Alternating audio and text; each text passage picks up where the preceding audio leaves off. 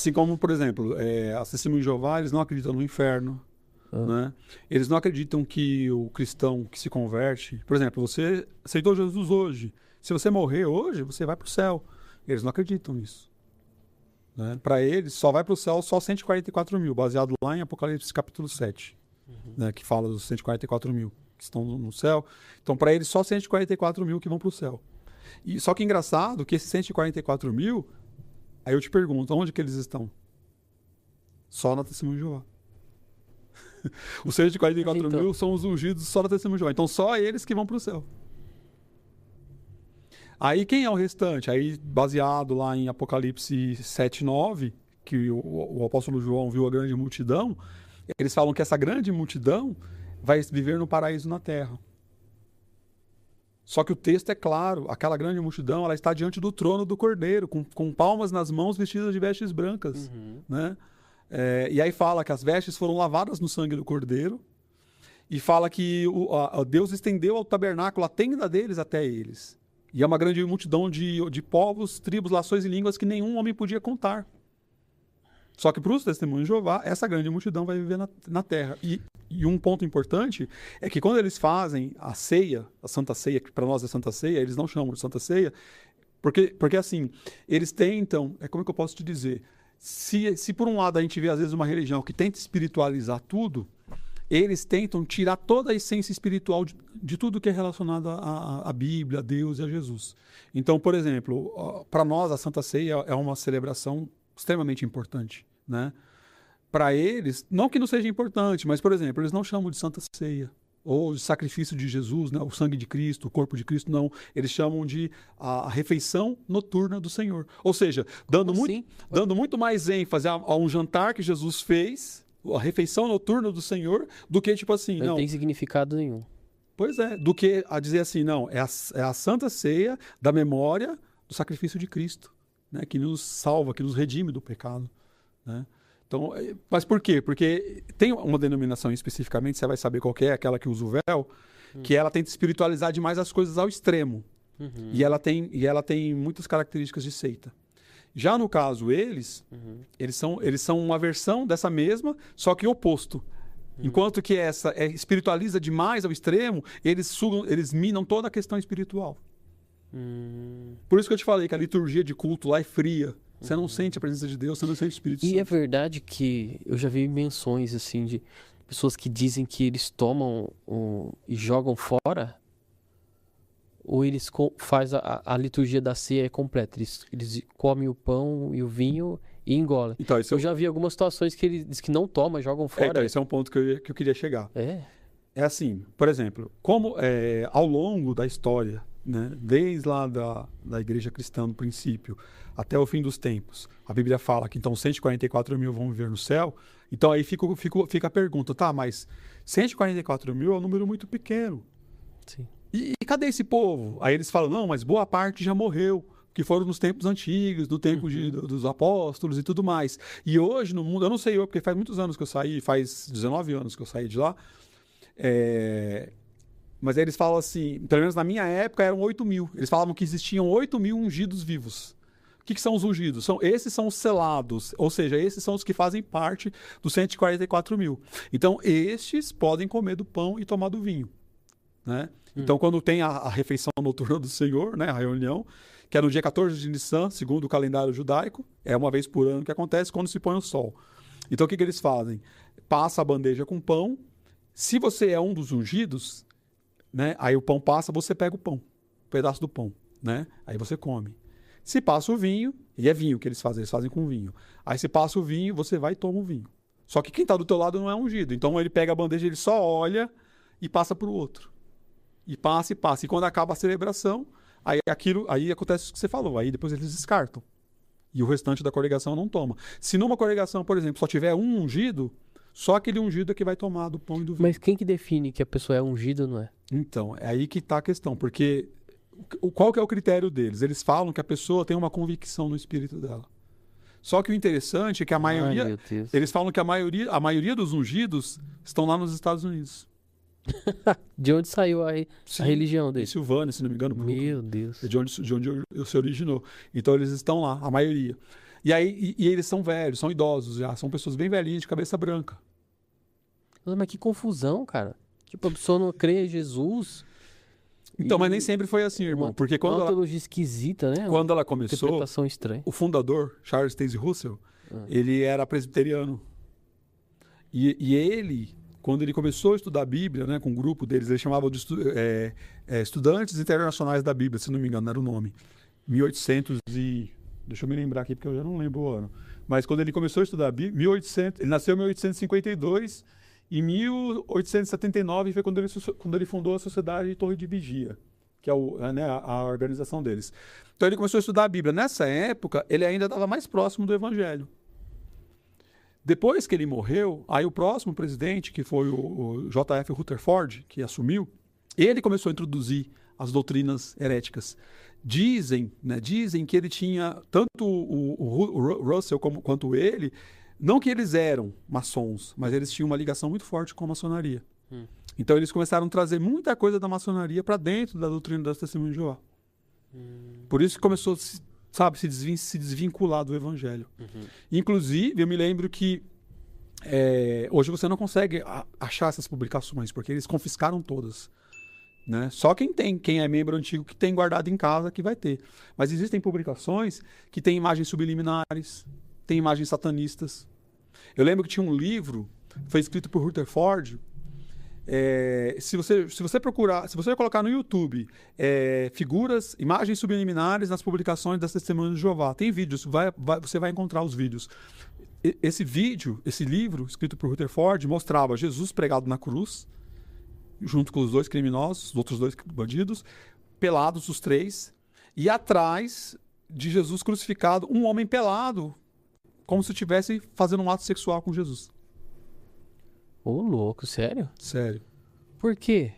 Porque eles gostavam de inserir essas coisas nas publicações, mensagens subliminares. Por exemplo, tem uma figura que é uma foto que estão vários deles cantando, né, o hino assim, segurando o livro na mão, e a sombra do livro é um formato fálico, né? Se é que você me entende, né? É um formato fálico, dando a entender um órgão masculino, né? Tem um livro, Apocalipse, Revelação, seu grandioso clímax, se não me engano é o nome do livro, que é o livro que faz um estudo sobre o livro de Apocalipse. Tem uma imagem, se não me engano, de um anjo que está nas nuvens, e a nuvem forma também, perto da região da pélvica dele, assim, uma imagem de um órgão masculino também, ereto. Várias imagens subliminares, várias imagens. Mas tem algum significado isso aí? Satanismo puro, né? Satanismo puro. Assim, eu falo sem medo de errar. Hoje, conhecendo Cristo, conhecendo o Espírito Santo, né? Entendendo que o Espírito Santo não é uma força ativa, que Jesus está, né, consubstanciado com Deus, ligado com Deus, e Ele é Deus, né, também. Embora exista só um Deus, mas são três pessoas separadas.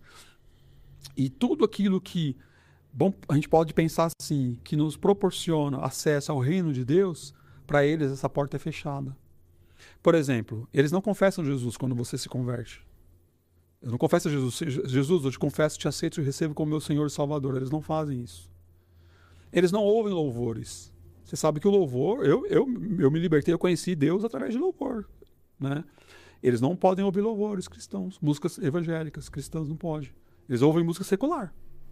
Eu lembro que um dia eu estava na casa de uma irmã, TJ, e aí ela brava porque o crente vizinho dela estava ouvindo hino alto. Aí eu falei, é mesmo, irmã? Que droga, aquele crente fica ligando essas músicas aí, que droga. Eu falei, o que você fez? Eu catei e liguei minha música de forró bem alto para não ouvir a música deles. Eu ia assim, caramba, quer dizer que o forró tem mais importância, o forró mundano tem mais valor do que o louvor. Eu lembro que uma vez eu no campo, batendo de casa em casa, aí tinha uma casa também que estava tocando louvor, era um louvor lindo, não lembro agora, mas muito bonito o louvor. E aí eles xingando, essas músicas, que droga, não sei o quê. Então, tipo assim, tudo aquilo que a gente pode pensar que são os meios por onde o Espírito Santo age na vida da gente, para a gente se quebrantar, para a gente, né, ser tocado pela presença de Deus e se converter, para eles são canais fechados. Né? Depois que eu que eu me converti, eu estudei muito sobre hinduísmo, budismo, ocultismo, né, bruxaria. Eu me aprofundei muito. Nova Era, até teve uma que veio aqui que falou sobre Nova Era. Gostei muito do podcast dela. Me identifiquei muito com as coisas que ela falou. Então eu entendo bastante dessas coisas. E aí, fazendo essa análise, depois que eu saí, eu falo assim, gente, é uma religião satânica. Porque, assim, não as pessoas às vezes elas são vítimas, elas estão presas, cegas espiritualmente. Mas o modus operandi, a maneira como é conduzida a liturgia ali dentro, é uma cegueira. É semelhante ao satanismo. Sim, porque, por exemplo, se você não professa Jesus como seu Senhor Salvador, se você não pode tomar ceia, né? Se você não pode adorar a Ele, dizer que você adora Jesus, porque não pode. Nos textos bíblicos onde é falado, os anjos adoraram a Jesus, né? E que nós temos que adorá-lo, lá eles tiram, adoram e colocam palavra, prestam homenagem. Entendi. Coloca Jesus como Deus com letra minúscula, o Espírito Santo com letra minúscula, o Espírito Santo é uma força ativa. Né? Tudo para invalidar a ação do Espírito Santo, para invalidar a ação de Deus. Eles são cessacionistas. Eles não creem no agir sobrenatural de Deus, que Deus cura hoje em dia, que Deus opera milagres. Eles não curam, né? Eles não acreditam nessas coisas. E quando eu estava lá, eu não acreditava. Mesmo tendo passado por espiritismo, tendo visto coisas sobrenaturais antes, mas quando chegou lá eu fiquei cético. E a maioria deles são céticos. Tanto é que a maioria das pessoas que saem da Testemunha de Jeová, a maioria vira ateu. Nossa. E essa questão da torre de vigia? O que é essa torre de vigia? Então, que eles falam? Então, a torre de vigia é o corpo governante, né? É o órgão que rege, né? Que coordena a religião. É de lá que saem as revistas, os livros, as publicações. Os ungidos, a maioria dos ungidos ficam lá, né? São os irmãos que eles falam que são os ungidos. O próprio corpo governante é um colegiado de homens que tomam as decisões, que são divulgadas para as congregações no mundo inteiro, né? E essa torre fica onde? Lá nos Estados Unidos. Nos Estados Unidos? Se não me engano, é na Pensilvânia, Brooklyn, alguma coisa assim. É que como faz muitos anos que eu me desvinculei deles, depois que eu saí, eu não quis mais saber de mais nada de lá. Entendi. Eu tive até que fazer aí uma recapitulação para a gente poder fazer esse podcast aqui, para lembrar algumas coisas. Então é lá que se originou. Né? E aí também tem um detalhe importante. Quando o Rutherford ele assumiu, depois ali eles começaram a marcar as datas para as voltas de Cristo. Então, se não me engano, o Charles Taze Russell previu em 1914, que foi quando aconteceu a Primeira Guerra, e aí eles falam que o marco, que eles têm certeza que foi nessa data, foi porque como teve a guerra, significa o quê? Que Satanás, nesse ano, foi lançado à Terra. Que aí quando Satanás foi lançado à Terra, foi onde ele impulsionou os homens a cometer a guerra, no caso. Aí teve a guerra de 1914, 1915, ou melhor, a guerra, aí a volta de Jesus, 1914, 1915, depois 1925, teve um evento importante, em 1925, que o Rutherford, ele comprou uma mansão numa cidade, o nome dessa mansão ele colocou de Beth Sarim, e aí ele acreditava que nesse dia Jesus voltaria e que os mortos iriam ser ressuscitados, inclusive os patriarcas. Então ele fez essa mansão com dinheiro das doações dos membros da organização, né, para esperar os patriarcas ressuscitarem, porque eles iriam morar lá. E aí não aconteceu nada. Não aconteceu nada. E ele ficou morando na mansão. Né? Não sei se eles ainda têm essa mansão lá, mas durante muito tempo eles tiveram ela. Entendi. Né? E aí marcaram várias datas, se não me engano, 1974 também. Aí teve época por conta dos acontecimentos do mundo, que eles ficam sempre de olho, olha, as coisas estão acontecendo, as guerras e tal. Então, Jesus eles não falam Jesus vai voltar, mas eles falam assim, o grande e terrível dia de Jeová, né? O Armagedon. É aquilo que eu te falei, é sempre tirando o foco de Jesus, sempre tirando o foco, né, da ação de Jesus, da ação do Espírito Santo. Né? Sempre usando termos, palavras que vão distanciar. Eles devem fazer um malabarismo total com a palavra para poder explicar isso aí, né? Muito grande. E aí, eu lembro que nessa época, muitas pessoas venderam casas, fecharam empresas, né? Venderam várias coisas, porque aí eles incentivaram as pessoas a vender tudo e doar para a organização e fugir para as montanhas, porque tem uma passagem lá na Bíblia que fala, né, que no dia do Armagedon, muitos subirão para as montanhas para procurar refúgio e tudo mais. E aí eles começaram a fazer isso. E aí eu sei que foi um rebu, porque aí não aconteceu nada, não veio Armagedon. E ali, esse versículo, essa palavra aí tá falando de lá em Israel, né?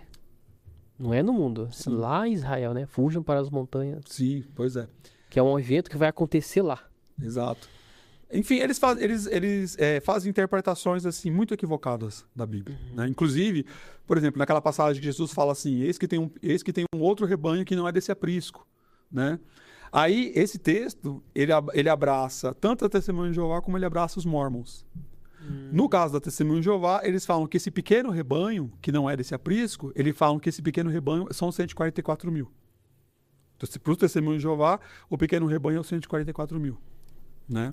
E para os Mormons, eles falam que esse pequeno rebanho, eles falam assim: eu tenho outras ovelhas que não são desse aprisco. Aí os Mormons falam o quê? Que Jesus, quando morreu, ressuscitou e ele subiu ao céu, naquela mesma época ele desceu nas Américas para visitar o povo que morava nas Américas.